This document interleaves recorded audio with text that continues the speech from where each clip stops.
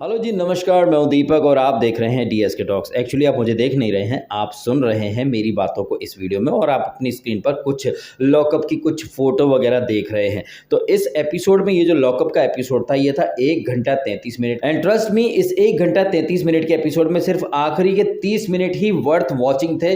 Otherwise ये जो start का 1 घंटा था, इतनी गंद मची थी। वहाँ पे कोई टॉयलेट साफ़ नहीं कर रहा है, बाथरूम साफ़ नहीं कर रहा है, माँ बहन की भद्दी-भद्दी गालियाँ दी जा रही हैं और ये जीशान और इनका गैंग अलग ही तरीके से लोगों को बुली करता है, लोगों को ट्रोल करता है, मजे लेता है। जीशान बेचारा, उसे तो पता ही नहीं था कि वो जो ये जो कुछ पल गुजार रहा है लॉकअप के अंदर, ये उसके आखिरी पल होने वाले हैं इस लॉकअप के अंदर। तो हम ये जो स्टार्ट का जो 1 घंटा था उसको टोटली स्किप कर देते, क्योंकि बहुत ही गंदगी और एकदम गंद से भरी हुई चीज़ें थी। जहाँ पर एक वो क्या था, डेयरिंगबाजी के कुछ टास्क भी थे। अब ऑल्ट बालाजी का ये शो है तो लव, सेक्स, धोखा, किसिंग, मस्टरब्यूशन, इस तरह की बातें बकवास बनती होना तो लाजमी है ना भैया, क्योंकि ये ऑल्ट बालाजी पे वही बिकता है। तो ये सारी चीज़ें प्रिंस नरूला को दी गई थी जो, और उसके बाद पूनम पांडे ने जिस तरह से केवी की माँ नंगी, बहन नंगी, घटियापंती की सारी हदें पार कर दी थी पूनम पांडे ने। और इत्तेफाक की बात है कि ये पूनम पांडे, इसे आज तक नहीं रोका गया। इनफैक्ट बेलगाम घोड़ी की तरह इसे छोड़ दिया गया।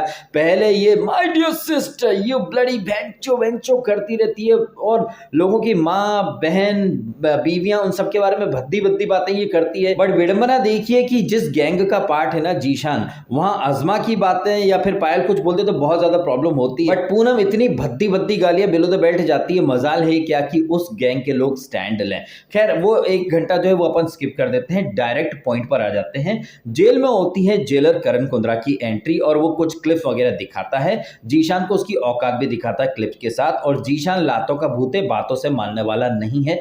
तबीयत से उसको अच्छे से जलील भी किया। वो जितने भी एक्सक्यूजेस देता है या अपने सफाईनामा प्रस्तुत करता, अधनंगा तो वो वैसे ही खड़ा था, उसको पूरी तरह से नंगा करके निचोड़ के अच्छे से पिछवाड़े पे लात मार के निकाल दिया। जीशान जैसा जो लौंडा है, ये बिग बॉस ओटीटी में भी हिंसा करके बाहर निकला था और यहाँ पर भी वो हिंसा करके ही बाहर निकला। दैट मीन्स व्हाट, इस बंदे ने अपनी जिंदगी में अपनी गलतियों से कुछ नहीं सीखा। ऑब्वियसली चांदी का चम्मच लेकर के आए होंगे अपने मुंह में घुसेड़ के, तो फिर गलतियों पे काम क्यों करेंगे। यहाँ पर करण कुंद्रा ने जिस तरह से पूरी सिचुएशन को हैंडल किया, ऑल्दो करण कुंद्रा भी कहीं ना कहीं हिपोक्रेसी की जबरदस्त मिसाल प्रस्तुत करा था। खुद इसने अपना आपा खो दिया था और यहाँ पर ये प्रोवोकेशन के ऊपर काफी ज्ञान दे रहा था इसको, जीशान को, कि यार इस गेम में तो प्रोवोकेशन होगी, लोग बिलो द बेल्ट जाएंगे, लेकिन यही तो गेम है। तो करण कुंद्रा बाबू, यही गेम वहां बिग बॉस 15 में भी था जहां आप खुद अपना आपा खो चुके थे।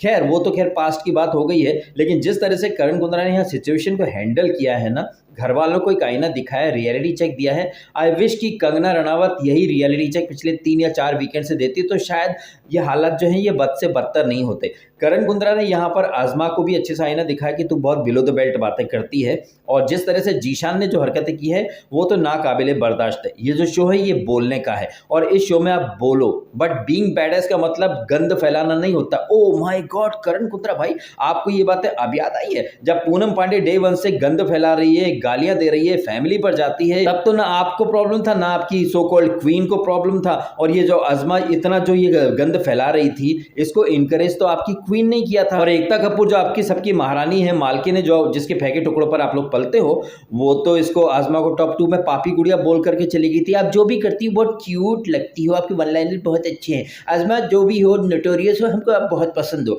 आजमा, आपको मुनव्वर से भी सबसे ज्यादा वोट आए हैं, तो मतलब उसको तो चने के झाड़ पर आप लोगों ने चढ़ा दिया। तो यहाँ पर करण कुंद्रा मेकर्स की जो स्क्रिप्ट थी ना, बस वो पढ़ रहा था। हालांकि जो कुछ बातें उसके दिल में थी वो उसने कही जरूर कि उसकी बहन के बारे में कुछ बोला होता तो करण कुंद्रा हाथ तोड़ देता, या करण कुंद्रा यहाँ होता तो उठाकर पटक देता। और करण कुंद्रा को लोगों को उठा उठाकर पटकने में तो पीएचडी हासिल है ना। हमने देखा ही था बिग बॉस 15 के अंदर कैसे इन्होंने पटका था।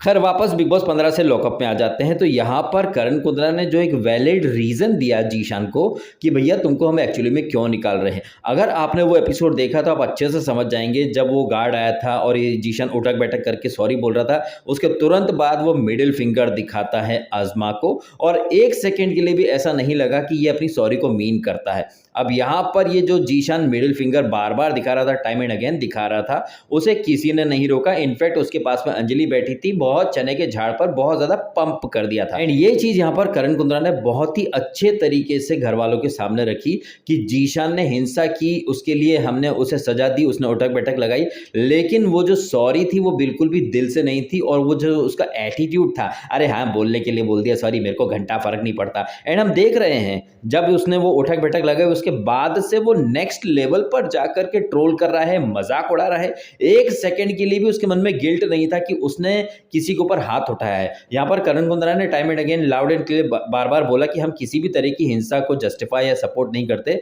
लेकिन एक पॉइंट जो था ना उसका वो बहुत अच्छा लगा मुझे। इस पॉइंट के लिए तो भैया मैं करण कुंद्रा की दिल से रिस्पेक्ट करना चाहूंगा कि आपके सामने कोई महिला है, आप उसको, वो भले ही कुछ भी बोले आपको, आप उसके ऊपर हाथ उठा नहीं सकते। ये कोई रूल की बात नहीं है, ये आपकी अपब्रिंगिंग की बात है। और भैया इस पॉइंट ने ना मेरा दिल जीत लिया, क्योंकि यही बात मैं बार बार हाईलाइट करता रहा हूं कि अपब्रिंगिंग दिखा रहे हैं ये जितने भी कंटेस्टेंट है। ये मुनव्वर जो झूठी कहानियां सुनाता रहता है, ये पूनम पांडे पहले माँ बहन की भद्दी भद्दी गालियां देती है, दूसरों की फैमिलीज को अब्यूज करती है, फिर हाथ जोड़ करके विक्टिम कार्ड खेल लेती है। ये आजमा जिसने आते से ही सबका सामान डिस्ट्रॉय कर दिया, जब खुद का हुआ तो उसके गुर्दे छिल गए, खुद ये कुछ भी बोल सकती है, उधर से आए तो ये सुन नहीं सकती है। तो ये जो कैरेक्टर निकल के आ रहे हैं ना इन किरदारों के, जैसे कंगना बोलती है कि ये ट्रू पर्सनैलिटीज, ये अपनी पर्सनैलिटी के साथ साथ ये लोग ना अपने फैमिली की वैल्यूज और अपब्रिंगिंग भी दिखा रहे हैं। और जिस तरह से वो बार बार मिडिल फिंगर दिखा रहा था, वो क्यों दिखा रहा था ये भी अगर वो हाईलाइट कर देता ना करण कुंद्रा, तो सोने पे सुहागा हो जाता। क्योंकि करण कुंद्रा ने बाकी सारी चीजें तो रखी, लेकिन एक पॉइंट वो हाईलाइट करना भूल गया कि ये जो जीशान जिस तरह हवा में उड़ रहा था, वो किन लोगों के भरोसे हवा में उड़ रहा था। जीशान ने जो ये ब्लंडर किया वो किन लोगों की बातों में आकर के किया। और जीशान को अब ये चीज समझ में आ जानी चाहिए कि भाई कौन आपका सगा है, कौन आपका एक्चुअली में अच्छा चाहता है, और कौन आपको सिर्फ इसलिए पंप कर रहा है ताकि आप एक कंपटीशन हो, थ्रेट हो, आप निकल जाओ तो किसी और का फायदा हो जाए। जीशान को और केवी को ये चीज समझ में आ जानी चाहिए, क्योंकि इस एपिसोड में जीशान को पिछवाड़े पे लात मार के हटा दिया गया, वहीं केवी लॉकडाउन हो गया कम वोट की वजह से। एक दिन पहले हमने लॉकडाउन वाली वो टास्क देखी थी जहां पर डिसलाइक डिसलाइक डिसलाइक ये लोग खेल रहे थे, जहां पर केवी को, पायल को और अली को बॉटम में रखा गया, आप एंटरटेन करो और पब्लिक से वोट लो। हमने देखा कि सो कॉल्ड एक्टर और एक्ट्रेस ये पायल रोहतगी और करणवीर कोबरा एंटरटेनमेंट वाली टास्क में एकदम खुश हो गए। वो जो बिग बॉस 14 की याद आ गई, रुबीना दिलाक जिसे लोग टीआरपी क्वीन बोलते हैं, वो एंटरटेनमेंट वाली टास्क में जीभ निकाल के पागलों की तरह खिसिया रही थी, अरे मैं ऐसा नहीं होता, अरे मैं ऐसा नहीं होता, मैं ऐसा नहीं होता। तो ये जो स्क्रिप्टेड सीरियल्स के एक्टर है ना, जैसे करणवीर या फिर वो रुबीना, इन्हें जब तक आप स्क्रिप्ट नहीं दोगे ये कुछ नहीं कर पाएंगे। और केवी में स्पॉन्टेनियस या जिसे हम बोलते हैं इम्प्रोम्प्टू, वो बिल्कुल भी नहीं है। आप माइम कर रहे हो, फुंजली का आप वो ट्रोल कर रहे हो तो ढंग से तो करो, मजा तो आए। इनके कंपैरिजन में अली ने जो रैप गाया था वो काफी अच्छा था। हालांकि अली और मुनव्वर को मैं देखता हूं तो मुझे लगता है ये 4 दिन से नहाए नहीं है, लेकिन जिस तरीके से अली ने वो रैप लिखा और जिस तरह से प्रस्तुत किया, मैं समझ गया था कि इसको अच्छे वोट आ जाएंगे। यहाँ पर ये जो वोट्स है इसको मैं फेयर ही मानता हूँ, बिकॉज अली ने काफी अच्छा परफॉर्मेंस भी दिया, प्लस उसको मुंजली और अपना जो नल्ला गैंग है उनके फैंस का भी सपोर्ट तो डेफिनेटली मिला होगा।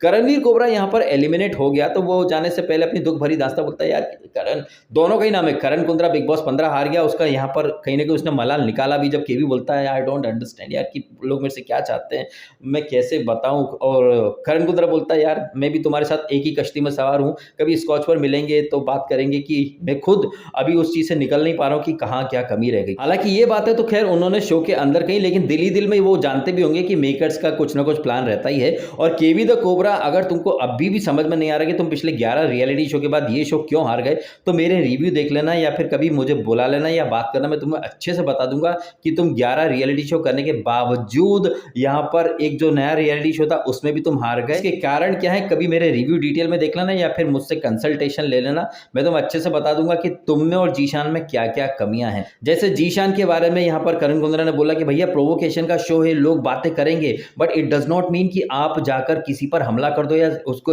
अब्यूज कर दो या फिर मारो पीटो जाकर के। आप अगर सड़क पर जा रहे हो, कोई कुत्ता आपको देख करके भौंक रहा है, जस्ट बिकॉज कि कोई कुत्ता भौंक रहा है तो आप वहां रुककर कुत्ते के साथ भौंपो भौंपो करना नहीं शुरू कर देते। हाथी चले बाजार, कुत्ते भौंके हजार। अगर आप अजमा जैसे लोगों की बातों से ट्रिगर हो रहे हो, दैट मींस अजमा जीत रही है। एंड चाहे बिग बॉस हो या लॉकअप हो, इस तरह के शो का प्राइमरी फंडा यही रहता है कि यहाँ लोग इंस्टिगेट करेंगे, बिलो द बेल्ट घटियापंथी की सारी हदें पार कर देंगे, बट आपको अपना पेशेंस बना के रखना है। आपने अपना पेशेंस खोया जस्ट बिकॉज कि आपके दोस्तों ने चने के झाड़ पर चढ़ा दिया, आप आ गए बातों में, लो भैया आप निकल गए शो से, आपको जो चने के झाड़ पर चढ़ा रहे थे, जिनकी बातों में आकर आप मिडिल फिंगर दिखा रहे थे, वो तो वहीं बैठे हैं, आपका नुकसान हो गया ना। तो ये चीज़ जीशान को समझनी चाहिए और केवी को समझ लेना चाहिए कि भैया उसमें इतना बड़ा हो गया है, इतने सालों से टीवी पे काम कर रहा है, इंसानों को परखने की समझ उसके अंदर अभी भी नहीं है। हमने इस सीजन के अंदर देखा वो हमेशा गलत चीज़ का स्टैंड लेता, फिर बाद में वीकेंड पर पता चलता है ओ माय गॉड ये तो गलत हो गया, फिर वो रिग्रेट करता है। इस सीजन में ऐसे बहुत सारे एग्जाम्पल हुए, पहले चेतन को पंप करना, फिर बाद में रिग्रेट करना, चला गया।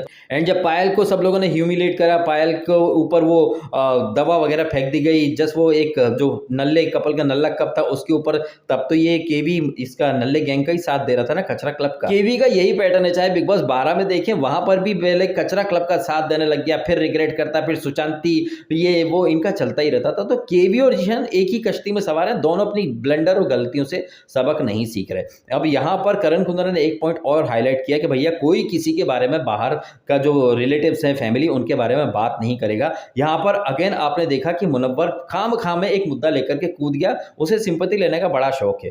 भैया यहां पर करण कुंद्रा कह रहा था कि कोई भी किसी की फैमिली, रिलेटिव्स या जो वाइफ वगैरह हैं, गर्लफ्रेंड, उनकी बातें नहीं करेगा। तो यहां पर मुनव्वर खड़ा होगा कि अंजलि मेरे कच्चे चड्डी बिना धोती, तो लोगों ने मुद्दा बना दिया। वैसे तो यहां पर करण कुंद्रा ने उसकी बात पे बिल्कुल इंपॉर्टेंस नहीं दी, लेकिन थोड़ा बोल देना चाहिए था, मुनव्वर कान के कच्चे मत भरो। मैंने कहा कि बाहर के लोगों की बातें नहीं होगी, तुम्हारी अंजलि से दोस्ती यहीं हुई है, तुम्हारा फेक कपल यहीं बना है, तुम्हारी चड्डियां यहीं धोई हैं, तो ये इस शो के अंदर की बात हो रही है, बाहर की बात नहीं हो रही है। बड़े मास्टरमाइंड बनते हो तो चीजों को सुनना, समझना और बाद में बोलना सीखो, कहां बोलना है कहां नहीं बोलना है। तो करण कुंद्रा ने ज्यादा वहां मुनव्वर की बातों में भाव नहीं दिया। ये रहा है इस एपिसोड का एक लब्बो-लुबाब, जहां पर पहले कंगना और एकता ने पंप करके सारे घर वालों को गंद फैलाने के लिए मजबूर कर दिया। हमने वीकेंड पर ही देखा था, कंगना और एकता के सामने सब गाली गलौज चल रही थी, और ये एकता और कंगना ने तो छोटा पैकेट बड़ा धमाका बोल के अजमा को चने के झाड़ पर चढ़ा दिया। पूनम पांडे डे वन से माय डियर सिस्टर, तेरी माँ की, तेरी बहन की, ये वो करती रहती है।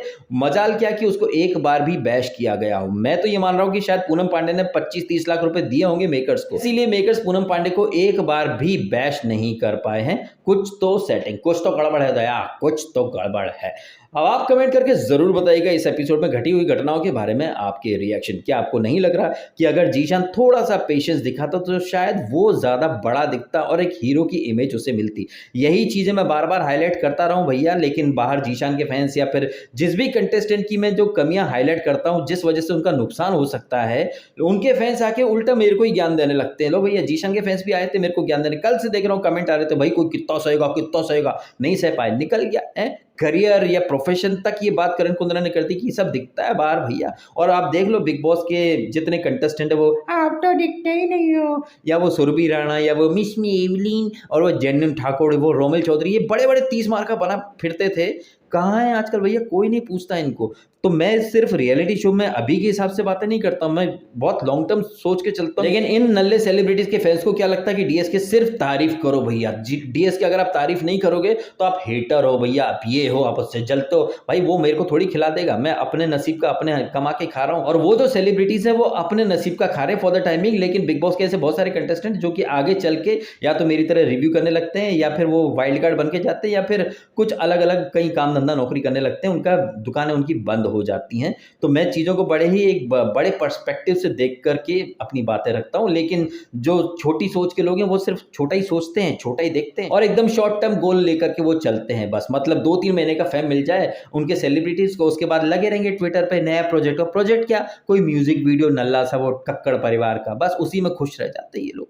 जबकि मैं थोड़े बड़े लेवल की थिंकिंग लेकर के चलता हूं। चलिए बहुत हो गई बातें, वीडियो खत्म करता हूं। आपको वीडियो अच्छा लगा है तो लाइक जरूर करना और सब्सक्राइब भी करना डीएसके टॉक्स को। आपने समय निकालकर ये वीडियो देखा, आपका बहुत बहुत धन्यवाद।